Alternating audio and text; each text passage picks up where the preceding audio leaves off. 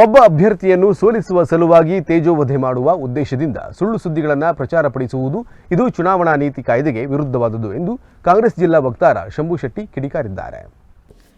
ಕಾರವಾರ ಜಿಲ್ಲಾ ಪತ್ರಿಕಾ ಭವನದಲ್ಲಿ ಮಾಧ್ಯಮಗೋಷ್ಠಿ ನಡೆಸಿ ಮಾತನಾಡಿ, ಒಬ್ಬ ಅಭ್ಯರ್ಥಿಯನ್ನು ಸೋಲಿಸುವ ಸಲುವಾಗಿ ಅಥವಾ ತೇಜೋವಧೆ ಮಾಡುವ ಸಲುವಾಗಿ ಬೇಕಂತ ಸುಳ್ಳು ಸುದ್ದಿಗಳನ್ನು ಪ್ರಚಾರ ಪಡಿಸುವುದು ಇದು ಚುನಾವಣಾ ನೀತಿ ಕಾಯ್ದೆಗೆ ವಿರುದ್ಧವಾದದ್ದು. ಶಾಸಕ ಹಾಗೂ ಮಾಜಿ ಸಚಿವ ಸುನಿಲ್ ಕುಮಾರ್ ಕಾಂಗ್ರೆಸ್ ಅಭ್ಯರ್ಥಿ ಅಂಜಲಿ ನಿಂಬಾಳ್ಕರ್ ವಿರುದ್ಧ ಅಪಪ್ರಚಾರದಲ್ಲಿ ತೊಡಗಿದ್ದು ಸರಿಯಲ್ಲ. ಇದನ್ನು ನಮ್ಮ ಕಾಂಗ್ರೆಸ್ ಪಕ್ಷ ತೀವ್ರವಾಗಿ ಖಂಡಿಸುತ್ತದೆ ಎಂದು ಹೇಳಿದರು. ಚುನಾವಣಾ ನೀತಿ ಕಾಯ್ದೆಗೆ ವಿರುದ್ಧವಾದದ್ದು.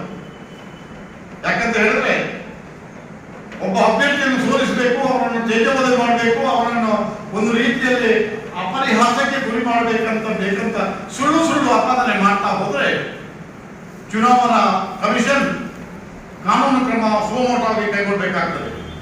ಅದೇ ರೀತಿ ಈ ವೇದಿಕೆಯಲ್ಲಿ ನಾನು ಒತ್ತಾಯ ಮಾಡ್ತಿದ್ದೇನೆ, ಪತ್ರಿಕಾಗೋಷ್ಠಿಯಲ್ಲಿ ನಾವು ಕಾಂಗ್ರೆಸ್ ಪಕ್ಷದವರು ಒತ್ತಾಯ ಮಾಡ್ತಿದ್ದೇವೆ ಅಂತ ಹೇಳಿದ್ರೆ, ಸುನಿಲ್ ಕುಮಾರ್ ಡಾಕ್ಟರ್ ಕಾಂಗ್ರೆಸ್ 12 ಉತ್ತರ ಕನ್ನಡ ಪಾರ್ಲಿಮೆಂಟರಿ ಕ್ಷೇತ್ರದ ಅಭ್ಯರ್ಥಿ ಡಾಕ್ಟರ್ ಅಂಜಲಿ ನಿಂಬಾಳ್ಕರ್ ಅವರ ವಿರುದ್ಧ ಸುಳ್ಳು ಅಪಪ್ರಚಾರ ಮಾಡುತ್ತಾ ಅದರ ಲಾಭ ಪಡೆದು ಚುನಾವಣೆಯಲ್ಲಿ ಗೆಲ್ಲಿಸಲು ಪ್ರಯತ್ನ ಪಡುತ್ತಿರುವುದನ್ನು ನಾವು ಖಂಡಿಸ್ತೇವೆ.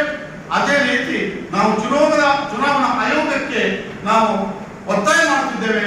ಈ ಅಪಪ್ರಚಾರ ಮಾಡುತ್ತಿರುವ ಸುಳ್ಳು ಆಪಾದನೆ ಹೊರಿಸುತ್ತಿರುವ ಶಾಸಕ ಮಾಜಿ ಸಚಿವ ಶಾಸಕ ಸುನಿಲ್ ಕುಮಾರ್ ವಿರುದ್ಧ ತಾವು ಸೂಕ್ತ ಕಾನೂನು ಕ್ರಮ ಕೈಗೊಳ್ಳಬೇಕಂತ ನಾವು ಒತ್ತಾಯ ಮಾಡುತ್ತಿದ್ದೇವೆ.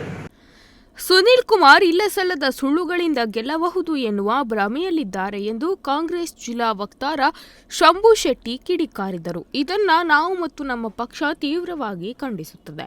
ಇಂತಹ ಸುಳ್ಳು ವಿಚಾರ, ಅಪಪ್ರಚಾರದಂತಹ ನಿಂದನೆ, ಅವಹೇಳನಕ್ಕೆ ಶೀಘ್ರ ಕಡಿವಾಣ ಹಾಕುವಂತೆ ಚುನಾವಣಾ ಆಯೋಗಕ್ಕೆ ಆಗ್ರಹಿಸುತ್ತೇವೆಂದು ಕಾಂಗ್ರೆಸ್ ಜಿಲ್ಲಾ ವಕ್ತಾರ ಶಂಭು ಶೆಟ್ಟಿ ಹೇಳಿದರು. Nudisiri news desk Honnavar.